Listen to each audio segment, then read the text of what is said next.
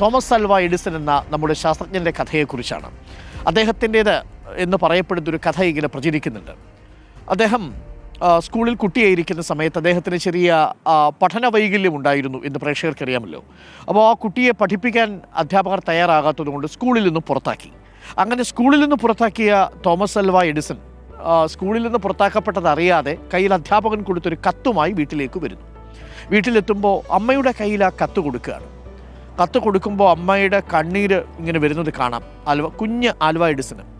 കുറച്ച് കഴിഞ്ഞപ്പോൾ അമ്മ ആ കത്ത് വായിച്ചു മടക്കിയതിന് ശേഷം ഇങ്ങനെ തന്നെ നോക്കി നിൽക്കുന്ന കുഞ്ഞിനോട് അമ്മ പറഞ്ഞു, മോനെ, നിന്നെക്കുറിച്ച് അധ്യാപകർ നല്ല കാര്യങ്ങൾ എഴുതിയിരിക്കുന്നു.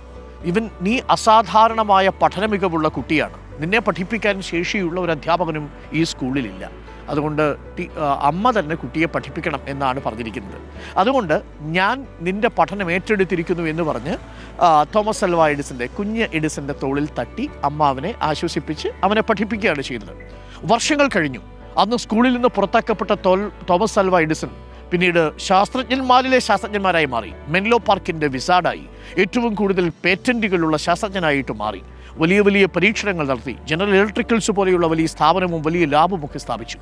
ഒടുവിൽ തോമസ് ആൽവ എഡിസൺ നമ്മൾ ഇന്നറിയുന്ന എഡിസൺ ആയതിനു ശേഷം അദ്ദേഹത്തിൻ്റെ മുറി ഒന്ന് മാറ്റുന്നതിനിടയിൽ ഈ പഴയ കത്ത് കിട്ടി എന്നാണ് കഥ. ആ കത്ത് തുറന്നു നോക്കിയപ്പോൾ ആ കത്തിൽ എഴുതിയിരുന്ന വാചകം ഇങ്ങനെയാണ്: നിങ്ങളുടെ മകന് പഠന വൈകല്യമുണ്ട്. പഠന വൈകല്യമുള്ള ഈ കുഞ്ഞിനെ പഠിപ്പിക്കാൻ ഇനി ഈ സ്കൂളിൽ കഴിയില്ല. അതുകൊണ്ട് അവനെ സ്കൂളിൽ നിന്ന് പുറത്താക്കിയിരിക്കുന്നു.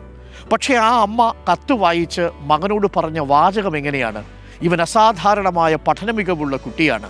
അവനെ പഠിപ്പിക്കാൻ ശേഷിയുള്ള അധ്യാപകർ ഈ സ്കൂളിലില്ല. അതുകൊണ്ട് അമ്മ തന്നെ അവനെ പഠിപ്പിക്കണം എന്ന് അവന് പോസിറ്റീവായൊരു സ്ട്രോക്ക് കൊടുത്താണ് ആ കുഞ്ഞിനെ പഠിപ്പിച്ചത്.